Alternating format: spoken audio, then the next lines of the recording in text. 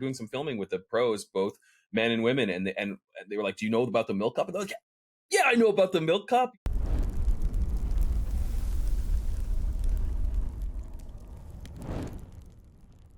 Hello, everyone, and welcome back to a brand new episode of the Leaderboard Insights podcast. I'm your host, Chad DeLuca, Director of Brand Partnerships at Overwolf.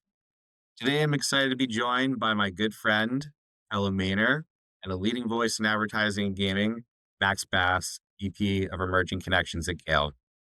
Max has been pioneering thoughtful, impactful campaigns across the gaming landscape, including MilkPep's The Milk Cup, the largest tournament for women in the United States. Max, what's up? Thanks for having me, Chad. It's good to be with you today.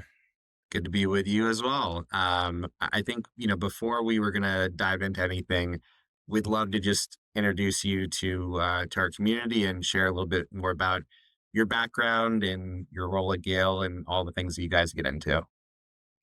Yeah, of course. Well, my background prior to Gale was, I guess, primarily right before Gale, I was working in esports as a marketing lead, which was actually my kind of first foray into gaming. I was very much not a gamer prior, or very much not even kind of aware or plugged into the gaming community. I signed up for Discord in 2019. That was right when I joined the esports org, and it was really a trial by fire and an immersive experience for me. I led marketing for teams in League of Legends, Call of Duty, Overwatch, CS:GO, some of the real kind of like tightest knit and largest communities in gaming. And while I was working in esports, I learned a lot about just the gaming community at large. I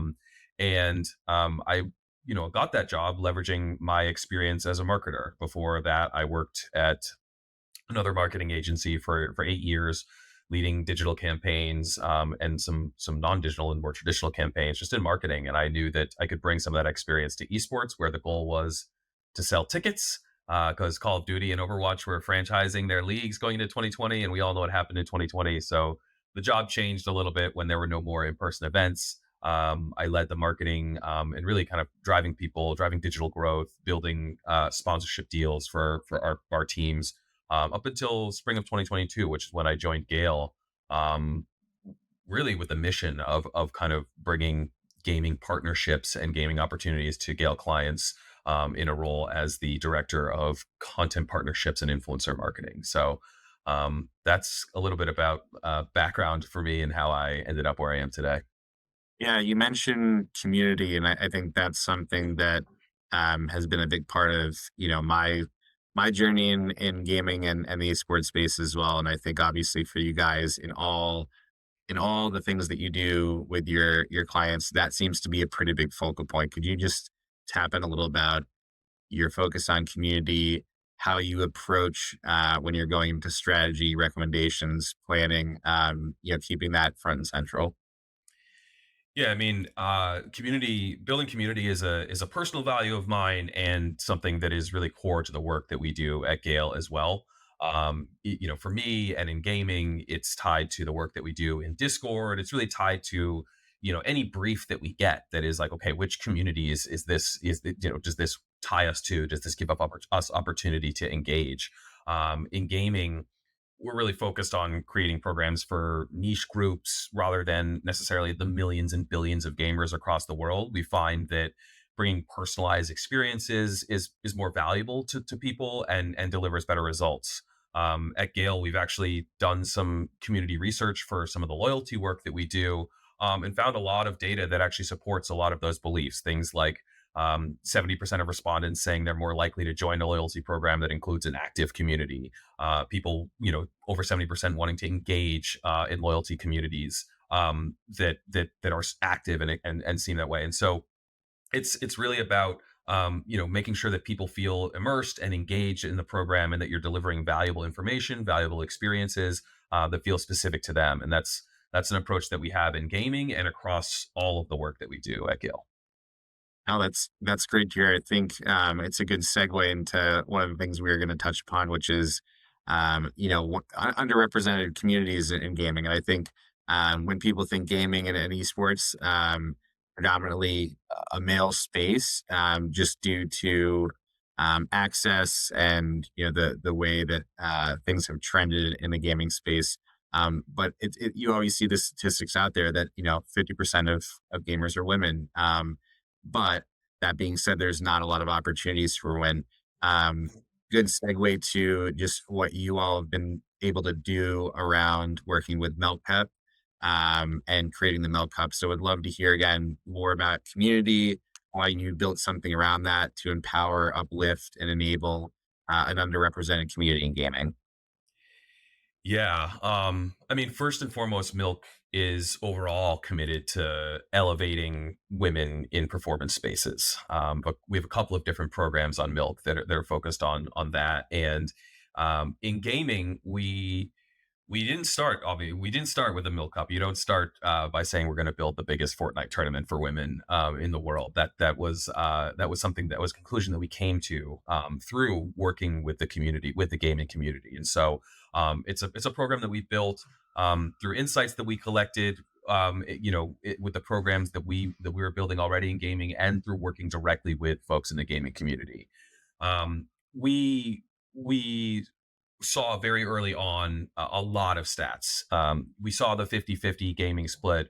We also saw stats like 5% of women, 5% of professional gamers are women. We saw stats like there's the closest highest woman earner is 594th or something in terms of top earners in esports. The top women gamer is making a 20th or less of the top male gamers pay after competing in twice as many tournaments.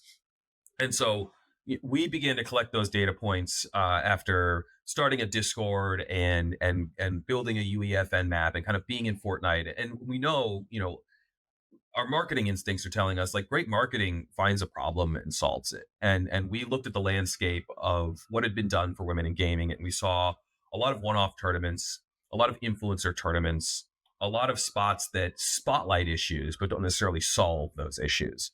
And we wanted to figure out a way that we could actually do some work that would at least contribute towards leveling the playing field in esports. We talk a lot about leveling the playing field.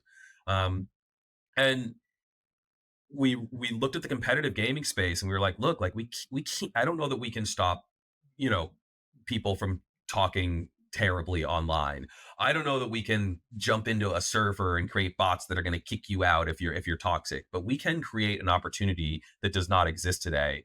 And we had that nugget, we had that idea, we brought that to a big brand camp meeting with the clients in January of 2024, and we invited the Peach Cobbler, who was one of our influencer partners we worked with very early on. She came to a women's tournament that we did in our UEFN map at VidCon, and she stayed with us. And her community was just, I remember they all showed up on our Discord. They're like, TPC team is here. Like we had like 50, 150 people showing up, just like, they're all here in our Discord. And we were like, this is a partner who we need to pay attention to and listen to. And so we brought her in to speak not only with our team, but with the clients. And she gave an incredible keynote highlighting numerous things that she thought could be improved in the women's tournament space. Things like announcing the tournament well in advance, things like holding a LAN, things like giving an equal opportunity to everyone at the beginning, and not giving the biggest influencers a grandfather into the final rounds. And so we really used a lot of the issues or desires that she brought up in that meeting as the core pillars for the program that we built on top of the insights that we'd already pulled. And the combination of the insights that we had, that there was a true problem to solve, and then the recommendations on solutions that we got from the Peach Cobbler in that meeting, that was the foundation and really the inspiration for us to feel all in and for clients to green light the Milk Cup. And the Milk Cup then launched in March or April of 2024. We announced it to a huge response. And we're now on year two with our land coming up at TwitchCon in next month in October. I'm really excited for it. I think what I loved about what you went through with us is just about being genuine. I think that the way that things started, like working with the Peach Cobbler, like being able to have people genuinely invested in this, passionate about it, and then kind of organically growing that together, and working towards, again, a solution rather than being opportunistic and kind of, um, taking advantage of women in the gaming space. We see a lot of a lot of people who are, grifters, we like to call them, that take opportunity to close deals, but then don't actually do anything to make a long lasting investment. And what I respect about what you guys have done is, this is not a one and done. This is a long term investment, Milk has done in other areas like, long distance running, marathons, etc. It's about trying to make a change and leveling the playing field, and investing. Like that's the difference between what was happening before and after. You just have to have people step up to the plate and make investments. So I just really respect that. Yeah, I think one of the things that in our recap deck that we put together for this program, I think one of the things that we are most proud of is the amount of earned social that we were able to generate from this program.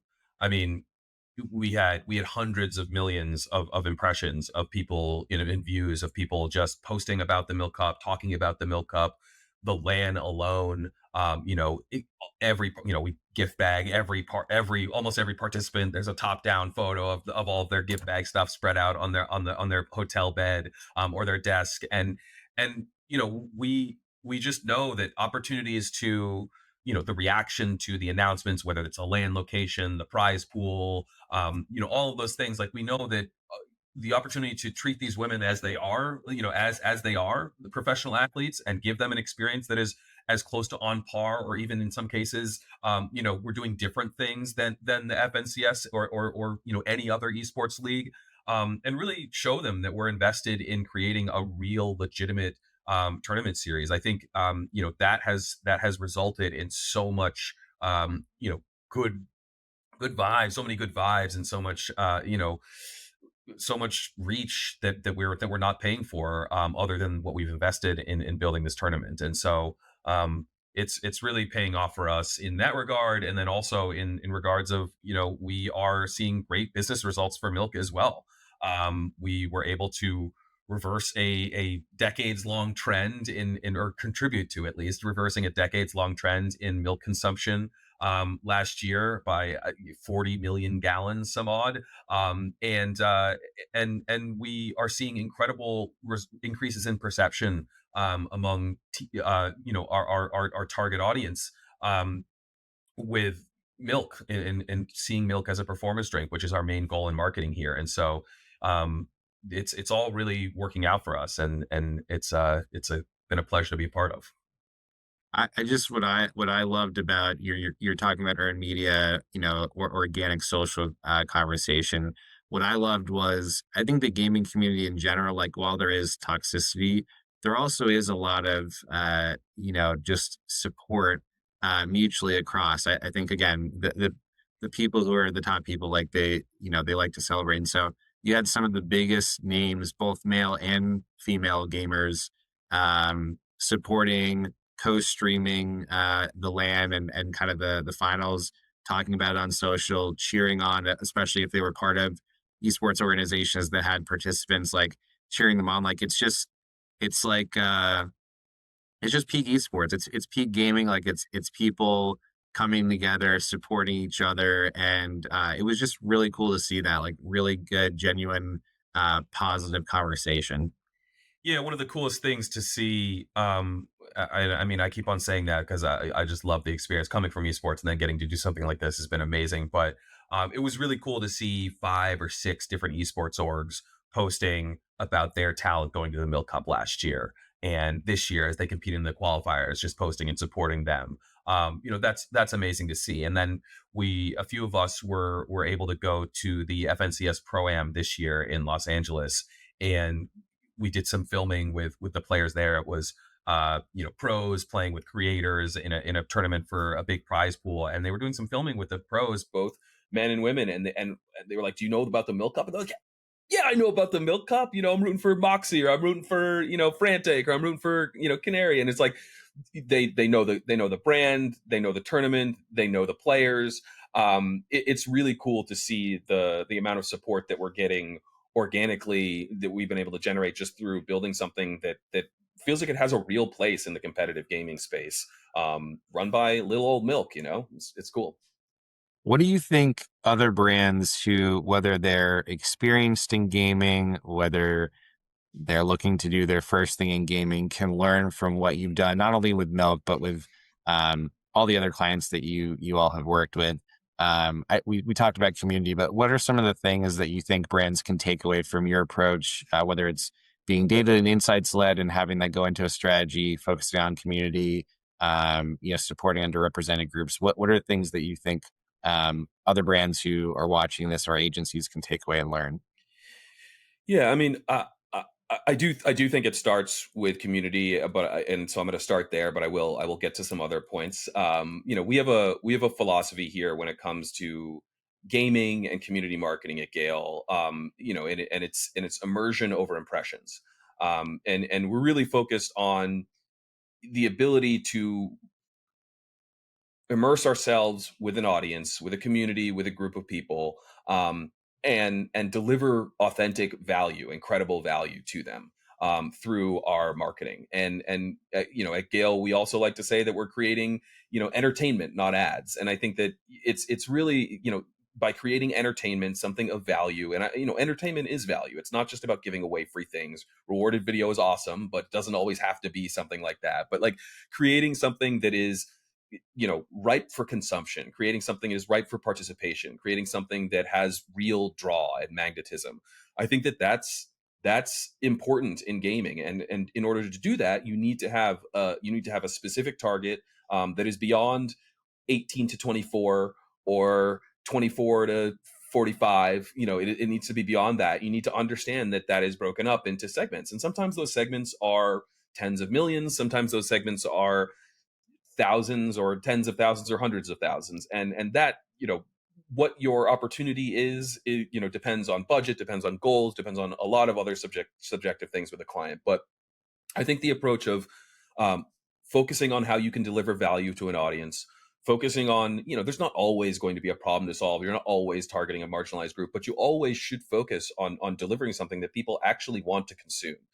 You're going to be able to serve ads. You're going to be able to do forced view, non-skippable, everything, and make sure people consume your message.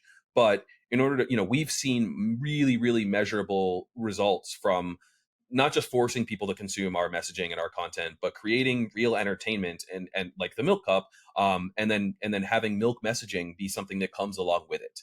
And I think that that's really, really important, is focusing on creating some value, um, and then integrating your brand authentically into that value. I think what's really impressive about the approach of immersion over impressions is that when you focus on creating the experience through immersion, the impressions do happen, and then also sales happen as well. I know that you have experience kind of taking a virtualized activation and having that result in real world sales, um, without obviously naming the client. Could you just walk through how you all came up with the concept and how ultimately that actually led to real world sales from a digital experience?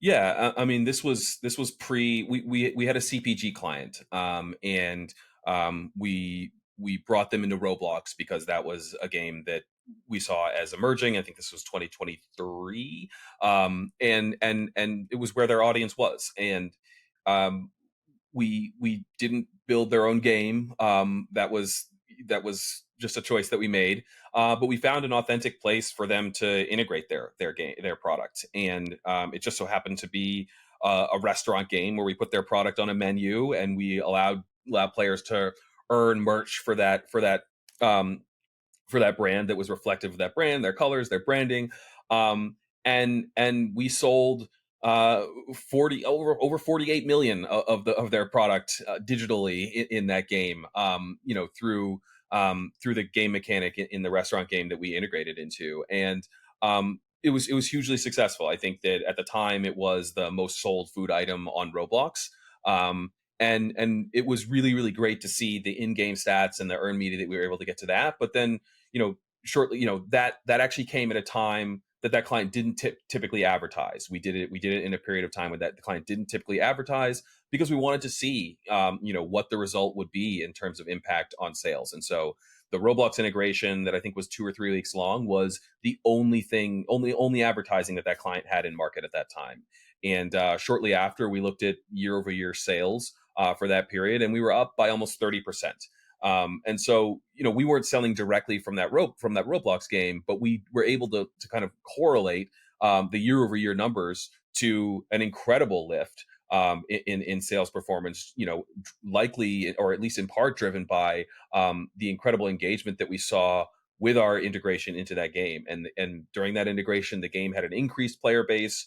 I think we did a few influencer pieces, but we weren't running Roblox media or any huge targeted media to the game.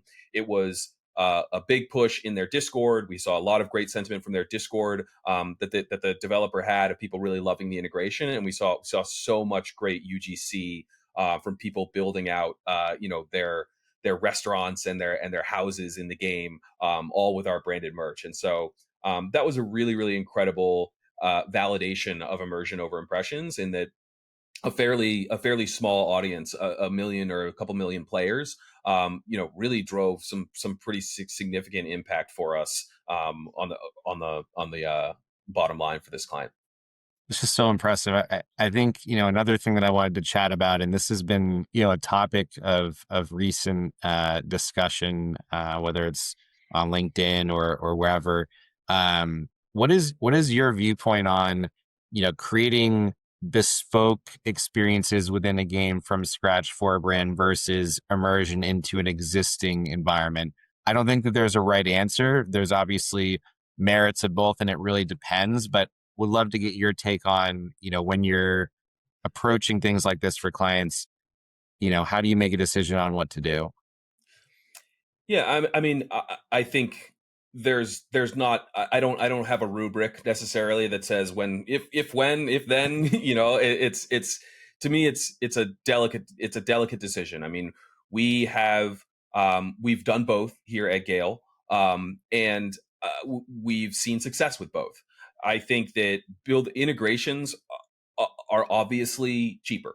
I think that is one definite if then, but I don't think that cost is always necessarily a decision, because you can build a web based game, for probably as much as a Roblox integration. And so there are a lot of different directions that you can go.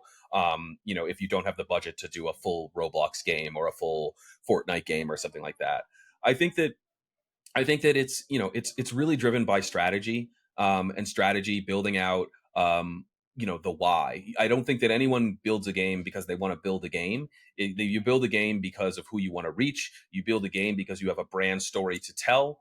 And if you can't find an authentic or solid partner to immerse yourself with, for a brand story to tell, then I think, as long as you feel like you have a compelling game concept, or you can build a compelling game concept, then I think it's the right decision to take a foray into building a game. I think that we've seen a lot of brands have a lot of success, with the games that they've built year over year over year. It's I think that, but I just think that, I don't think that anyone, including Milk, you don't get into gaming by just saying you want to get into gaming. There's always a deeper purpose and a strategic layer that informs that, and you need to kind of really mine there and dig there to see if what the right path is for you in terms of integration versus building your own experience. No, that's really insightful. I think, again, it really does depend. Like, from a brand safety perspective, being able to have complete control and autonomy over the experience, there's obviously merits to that. Maybe sometimes it's at the cost of scale, exposure, impressions. You look at the other side where it's like, you have existing experiences that you either mod or integrate into, Exactly. and they have built-in audiences, but then you're not able to control as much of it. So it's like, it's really a balance in terms of what's more of a priority. Yeah. So I think you frame that really well. It's Um, There are just so yeah. many UGC platforms out there.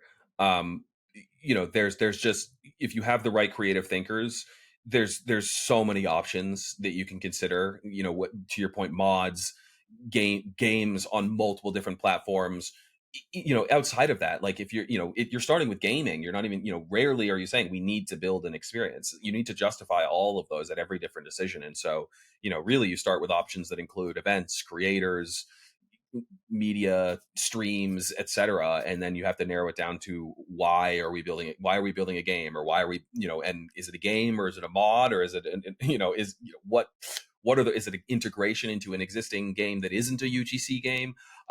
It's there's so many different decisions that can be informed by audience, creative strategy, goals, business goals, etc. So yeah, totally agree.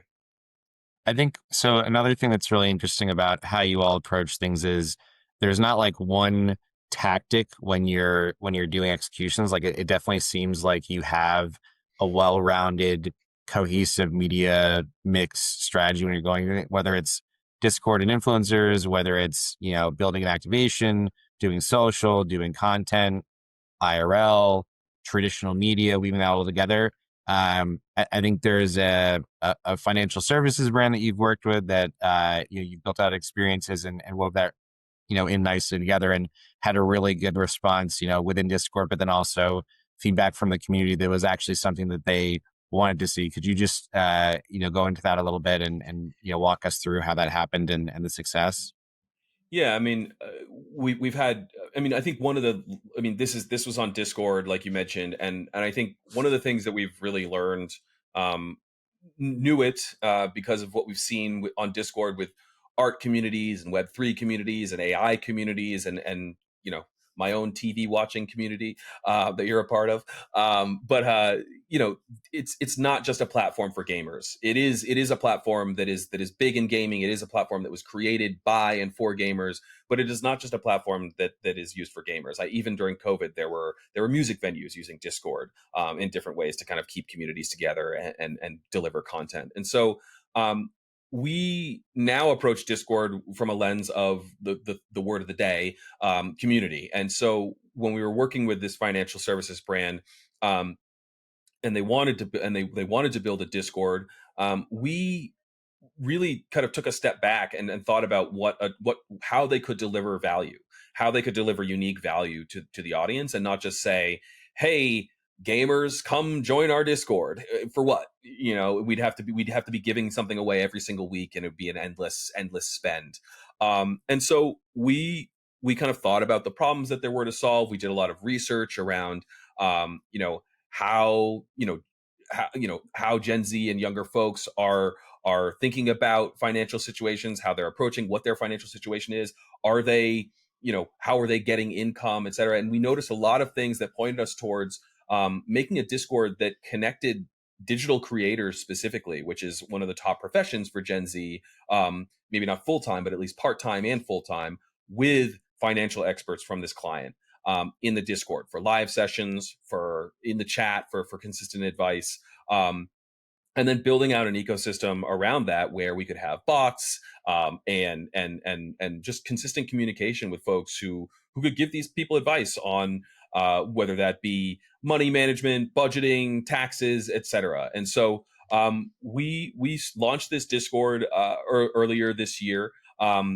With the purpose, inviting a bunch of digital creators, mostly in Minecraft, but from a bunch of different other places, to this community. And we built a community of about 20,000 people, and held a live session per month with experts from this client, joining live and answering questions live from the community that we sourced in a voice channel. We had pretty strong attendance, and it was really, really successful.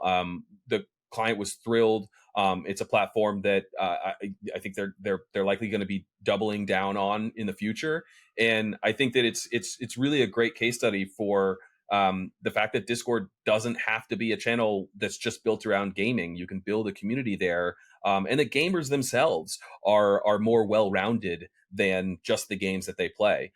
Similar to that, we also built a client for we also built a Discord community for another client that was geared towards building a support group for folks who are quitting vaping. Again, not really a gaming specific purpose there, but something that we got another 15 to 20,000 people to join. Super. The most active channel was the support me quitting channel, where people would just come in and vent that they were struggling or offer support to each other, about what they were going through, and kind of, there was real back and forth conversation, which is like, that was incredible to see, because I think my dream, at least when creating a community anywhere, but especially on Discord, is that you create a community where people are talking to each other, and the community, quote unquote, runs itself. You don't need the brand to come in and do a giveaway, or like a react with emoji if you want this emoji if you want this. It's like, that's not the only engagement that's happening. There were people hanging out with each other and gaming in the voice channels, ad hoc, like whenever they wanted to. Like, it was a really robust and active and engaged community, that we got people to join. And that was one where we actually pivoted away from the previous purpose, where they had a Discord community that was driving people off site, and that was the sole purpose of the Discord community. And this Discord community, we said, no, like, let's build something here for people that is valuable and uses the platform, as a destination rather than a kind of midway point to get somewhere else. Very cool. I think, one of the things that one of the reasons why we're here today is obviously, we're fortunate to have worked with GALE and MilkPep, to support the Milk Cup. Could you just talk through, what kind of caught your eye in terms of Overwolf and its capabilities to be able to support, what you're all doing to drive those signups and to drive engagement around, viewership, et cetera? Yeah, I mean, we were really excited to partner with Overwolf because it gave us the ability to put our ads directly in front of Fortnite players in a contextually relevant moment while they're playing Fortnite. I mean, like, there really is, there are a lot of places where you can target Fortnite players in interest wise, and they could be doing anything, but you're reaching them then. But we got to reach people who like Fortnite while they're playing Fortnite and talk to them about Fortnite, which is incredible. I would love to run a commercial for my basketball camp if I had one during the NBA finals. And that's basically what we were able to do. And so, it was incredible, to kind of work with you all and run those different ad units, and then also get to test out, the new live stream product as well for our live stream that we had. I believe it was our second qualifier. And so, for us, it was about audience. It was about maximizing our reach, maximizing the kind of, like, you know making it relevant. I keep on saying, yeah, just delivering content that made sense to folks who were in the right mindset to receive that content.